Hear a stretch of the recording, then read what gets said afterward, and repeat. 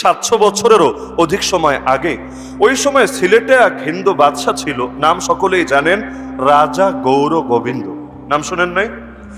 রাজা গৌর গোবিন্দর সময় সিলেটে টুলটিকর এলাকা, শাহজালাল উপশহরের পাশে, সেখানে 13টা পরিবার ছিল, সিরেফ 13টা পরিবার ছিল মুসলমান, এবং তারাই ওই অঞ্চলের একমাত্র মুসলিম ফ্যামিলি, মুসলিম কমিউনিটি। বাকি যা আছে সবই হলো মুশরিক, সবই হলো কাফের। তাহলে মুসলিম পরিবার কয়টা? মাত্র 13টা। যাদের পূর্ববর্তীরা এই অঞ্চলে এসেছে মৌলিকভাবে, আপনারা নাম শুনেছেন মুহাম্মদ বিন কাসেম রহমতুল্লাহ আলাইহি। এই অঞ্চলে সর্বপ্রথম যিনি ইসলামের পতাকাকে সমুন্নত করেছেন, ইসলামের ঝান্ডাকে বিজয়ী করেছেন, তিনি যখন সিন্ধু বিজয় করেছিলেন, তার সাথী সঙ্গীদের মধ্যে অনেকে দাওয়াতের মিশনে বের হয়ে পড়েছিল। তাদেরই একটা কাফেলা দাওয়াত দিতে দিতে বাংলাদেশের চট্টগ্রামে এসেছিল। ওই চট্টগ্রাম থেকেই তারা ছড়াতে ছড়াতে তাদেরই কিছু অংশ সিলেটে গিয়ে পৌঁছেছিল। পরবর্তীতে তাদের সন্তান বিস্তৃত হতে হতেই মাত্র 13টা পরিবার ছিল, যেই 13 পরিবারের সদস্যরা মুসলমান ছিল। তাদের যে সর্দার ছিল, সেই সর্দারের নাম সৈয়দ গাজী বুরহানুদ্দিন রহমতুল্লাহ আলাইহি। বা আজ সারা দুনিয়া, শুধু বাংলাদেশ না, শুধু সিলেট না, শুধু ঢাকা না, সারা দুনিয়ায় আজ যাকে চেনে শেখ বুরহানুদ্দিন রহমতুল্লাহ আলাইহি নামে। ঢাকায় যান, মেয়র হানি ফ্লাইওভারে ওঠার আগেই দেখবেন হাতের ডান পাশে, আজও আমি দেখেছি, সেখানে একটা কলেজও আছে তার নামে। সিলেটে যান, তার মাজারও আছে, তার নামে রাস্তাও আছে, বহুত কিছু আছে। এমনকি লন্ডনে চলে যান, সেখানেও দেখবেন শেখ বুরহানুদ্দিন রহমতুল্লাহ আলীর নামে মসজিদ আছে, সড়ক আছে, বহুত কিছু আছে। নামটা মনে রাখেন। এই যে আজকে ঘরে বসে বসে, রায়পুরায় বসে বসে যে কোরবানি করেন, আমার দিল সাক্ষ্য দেয় এর সব আল্লাহর বান্দা কবরে শুয়ে শুয়ে পেতে থাকবেন। শেখ বুরহানুদ্দিন রহমতুল্লাহ আলাইহি দীর্ঘদিন পর্যন্ত তার ঘরে কোনো পুত্র সন্তান জন্ম নিয়েছিল না। তো এখানে যারা আছেন, যে বিয়ে শাদী করার পর 10 বছর, 12 বছর, 15 বছর, 20 বছর হয়ে গেছে, কিন্তু সন্তান হয় না, বা হলেও পুত্র সন্তান হয় না, পুত্রের জন্য তাদের অন্তরে যে কি কাকুতি মিনতি থাকে, এটা অন্য কেউ বলেও বোঝাতে পারবে না। তো তার অন্তরেও বড় আগ্রহ ছিল, আল্লাহর কাছে দোয়া করতেন। একদিন অন্তরে অন্তরে নিয়াত করলেন যে আল্লাহ, তুমি যদি আমার ঘর আলোকিত করে আমার ঘরে একটা পুত্র সন্তান দান করো, আমি ইনশাআল্লাহ গৌর গোবিন্দর সাম্রাজ্যের ভেতরে থেকেই তোমার নামে একটা গরু কোরবানি দেব। অন্তরের নিয়াত, যে যদিও এটা সেখানে বসে চিন্তা করাটাও অকল্পনীয়। কেন? কারণ সেখানে গরু কোরবানি দেবে দূরের কথা, প্রকাশ্যে ইবাদত করার সুযোগ পর্যন্ত ছিল না। লুকিয়ে লুকিয়ে জবাই করে ফেললেন। জবাই করার পরে, কোরবানি দেওয়ার পরে 13টা ঘরেই হাদিয়া পাঠিয়ে দিলেন। সকলেই গ্রহণ করলেন, মজার সাথে খেলেন। কিন্তু বাংলায় একটা প্রবাদ আছে না, যেখানে বাঘের ভয় সেখানেই রাত পোহায়। তো এখন আল্লাহর কি কুদরত, আল্লাহ তাআলা যা চান তাই তো হয়। বান্দা মনে করে এতে হয়তো অকল্যাণ, কিন্তু আল্লাহর সিদ্ধান্তে কখনো অকল্যাণ থাকে না। আল্লাহ যা করেন সেটাতেই সবচেয়ে বেশি কল্যাণ। ইতিহাসে বিভিন্ন বর্ণনা পাওয়া যায়। একরকম বর্ণনা অনুসারে একটা কাক এসে একটা গোশতের টুকরা ছো মেরে নিয়ে গেল। তো কাক তো গোশতের টুকরা নিতেই পারে, এত সিরিয়াস কোনো বিষয় না, চিন্তারও কোনো কারণ নেই।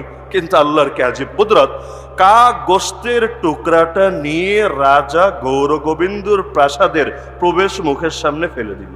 ফেলার জায়গা পেল না দুনিয়ায়, রায়পুরা ফেললেও চলতো, কিন্তু রাজা গৌর গোবিন্দর প্রাসাদের প্রবেশ মুখে নিয়ে সেটা ফেললো। পরবর্তীতে হঠাৎ কি এখানে গোশত আসলে কোত্থেকে?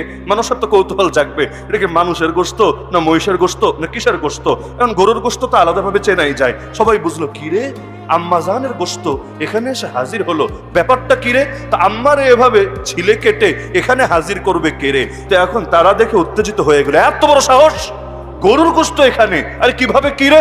খোঁজ খবর লাগা, কে করতে পারে এই কাজ?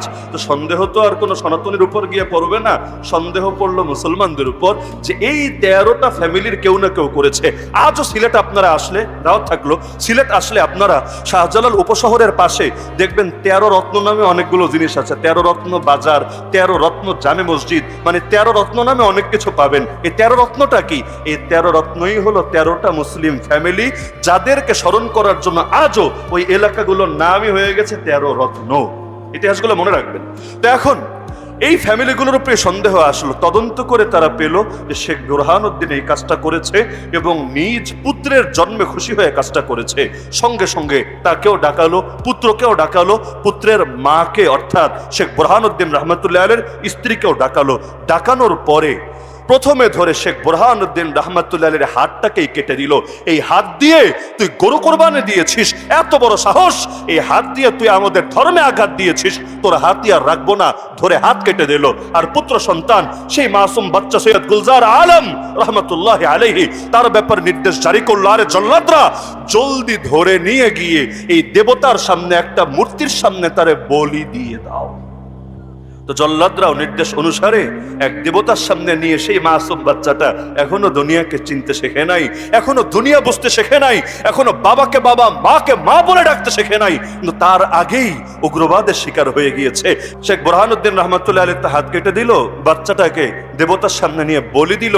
এটা দেখে বাচ্চার মা আর সইতে পারলো না, সেখানেই হার্ট অ্যাটাক করে জায়গায় ইন্তেকাল করল।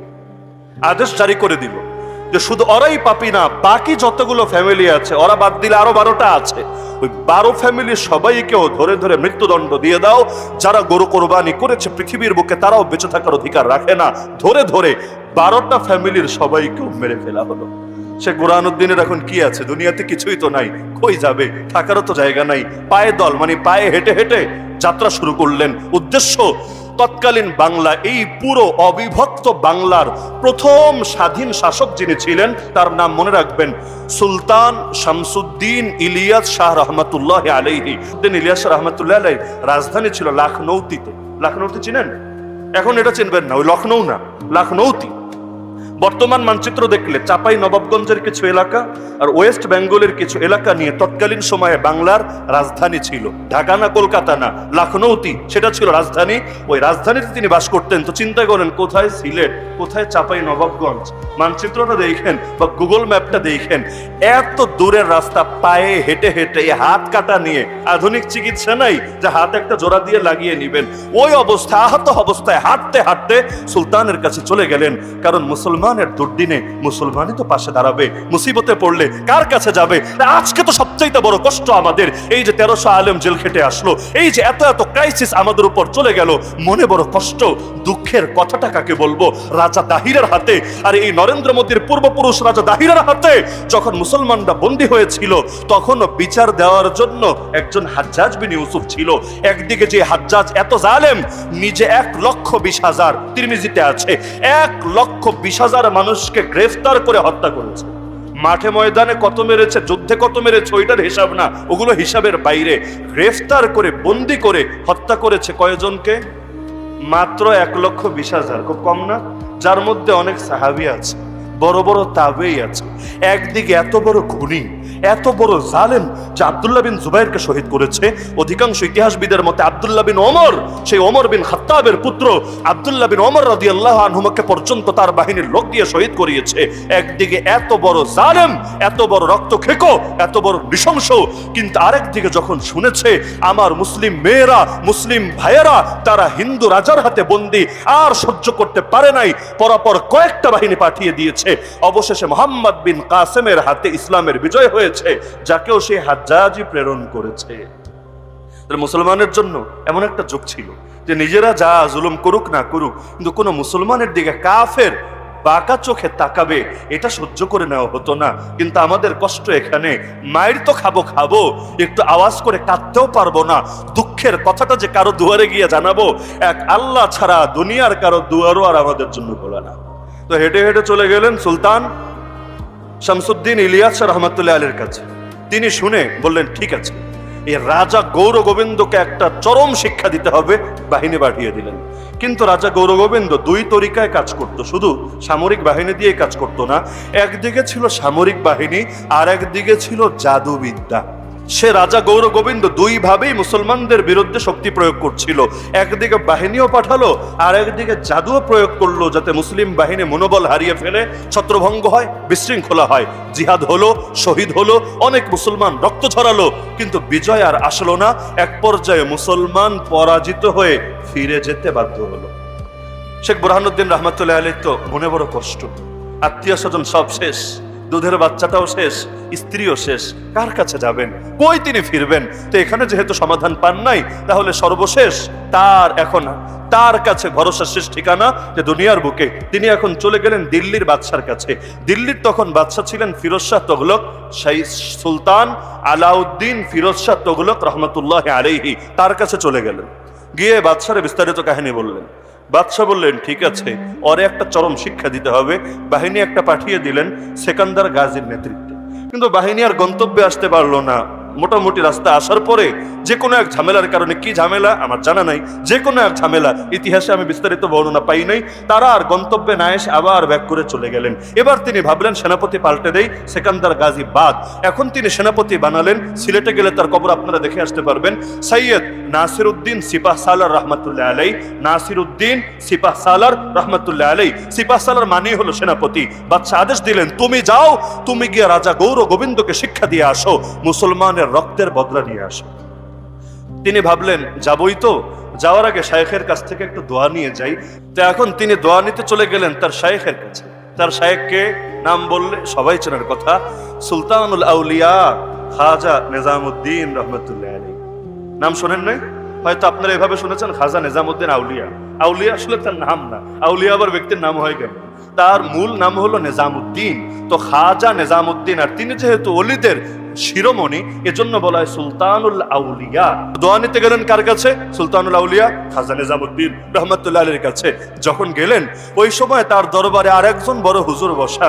ওই হুজুরের নাম জানেননি আপনারা? একটু ইঙ্গিত দিলে বুঝতে পারবেন। ইয়ামান দেশের সেই মুজাররাত বুজুর্গ, কি নাম?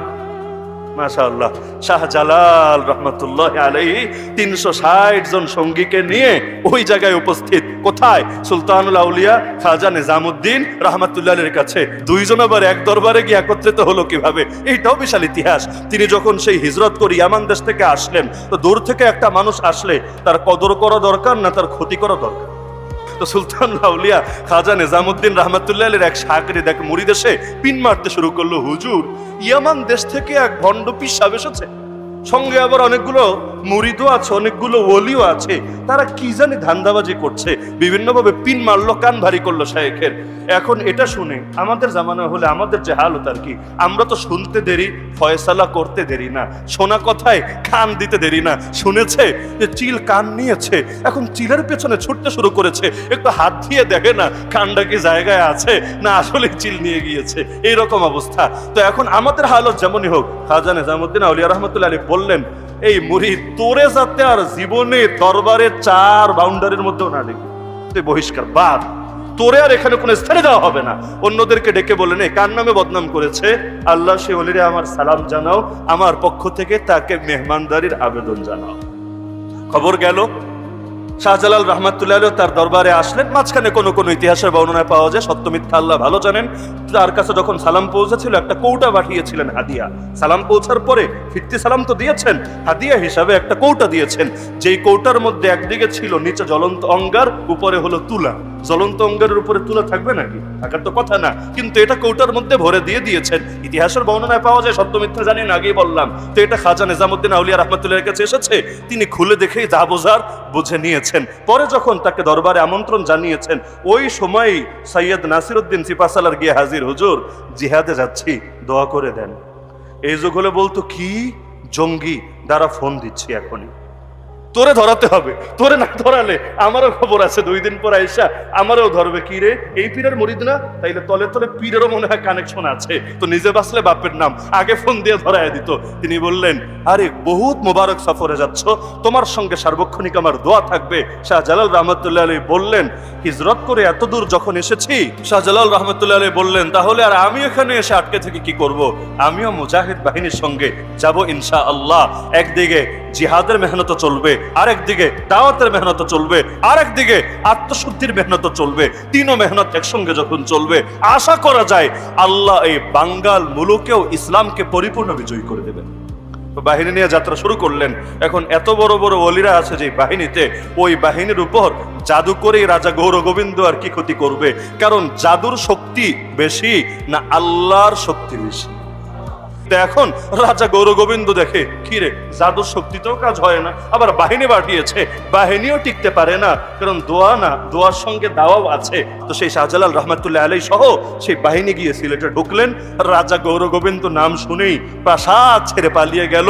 সেখানে আজান হলো, রাজা গৌরগোবিন্দর প্রাসাদ মাটির সাথে মিশে চূর্ণ বিচূর্ণ হয়ে গেল। পরবর্তীতে সেই ওলিরাই সারা অঞ্চলে ছড়িয়ে গিয়ে দাওয়াতের মেহনত করতে লাগলেন। এই যে সেই সৈয়দ নাসিরউদ্দিন সিপাহসালার রহমাতুল্লাহ আলাইহি, আমার বাড়িতে কখনো আসলে দেখবেন আমার বাড়ির একেবারে কাছেই তার কবর এখনো অবস্থিত। আর শাহজালালের কবর তো আপনারা অনেকে দেখেছেন, শাহপরান রহমাতুল্লাহ আলাইহির কবর দেখেছেন। তাহলে এক একজন এই যে এক এক জায়গায় কেন দাওয়াত দিতে দিতে ছড়িয়ে গিয়েছিলেন। তাহলে এই যে বাংলা অঞ্চলে 360 আউলিয়ার দ্বারা ইসলাম প্রতিষ্ঠিত হয়েছে, ছড়িয়েছে, বিশেষ করে সিলেট থেকেও সারা দেশে এই আলো আরো বিস্তৃত লাভ করেছে, এটা সবাই জানে। কিন্তু এর গোড়ায় যে গরু কোরবানির ইতিহাস লুকিয়ে আছে এটা অনেকে জানে না। তাহলে গরু কোরবানির দ্বারা বা গরু কোরবানির বরকতে এই অঞ্চলে ইসলাম বিজয়ী হয়েছে। ওই যে শুরুতে বলেছিলাম, কথাটা ভুল, কথাটা মিথ্যা, কথাটা অবাস্তব নাকি বাস্তব? তো এই তথ্য প্রমাণের আলোকে এটাই প্রমাণিত হচ্ছে। দিল বলে ভবিষ্যতের বাণী তো আমরা করতে পারি না, আমার দিল বলে। এখন যেই ষড়যন্ত্র নতুন করে শুরু হয়েছে গরু কোরবানের বিপক্ষে, এর পরপরই ইনশাআল্লাহ আবারও গোটা হিন্দুস্তানের বুকে, শুধু বাংলাদেশ না, গোটা ভারতবর্ষের বুকে আবারও ইনশাআল্লাহ ইসলামের বিজয় হবে।